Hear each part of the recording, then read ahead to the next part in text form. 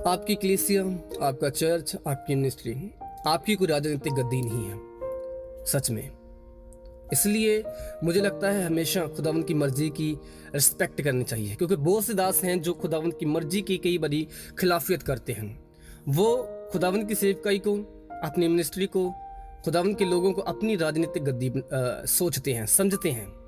उदाहरण के तौर पर बहुत से दास होते हैं जो जैसे सोचते हैं कि मैंने अपनी पूरी ज़िंदगी में जो कुछ बनाया है, जितनी कलीसिया मैंने इकट्ठी की है, 1,00,000 2,00,000 या जितनी भी मैंने कलीसिया इकट्ठी की है, मिनिस्ट्री बनाई है, आगे चलकर मेरी बेटी और मेरे बेटे उस गद्दी को संभालें, उस सेवकाई को संभालें। आपका चाहना बहुत अच्छी बात है अगर आप चाहते हो कि आपके बेटे या बेटियां खुदावंद की सेवकाई करें, मगर ज़रूरी नहीं कि जिस कलीसिया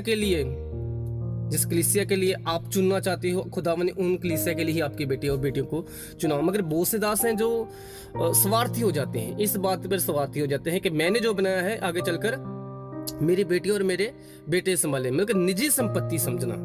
जैसे हम कई बार देखते हैं कि बहुत से माता पिता अपनी जब गुजरने के बाद जो जायदाद होती है वो बेटों को मिलती है, बेटियों को मिलती है, उनके बच्चों को मिलती है। सेम वैसे ही बहुत से दास हैं जो सेवकाई को भी वैसा ही समझते हैं, मगर ये जरूरी नहीं है।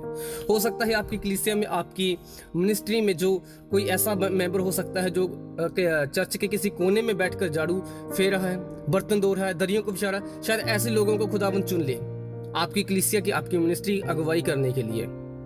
खुदावंद किसी को भी चुन सकते हैं, उसके लिए जरूरी नहीं है कि किसी दास का बेटी या बेटा होना जरूरी है।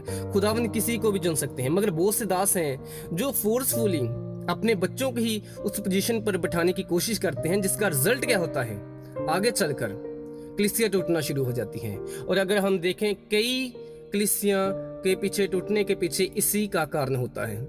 जब हम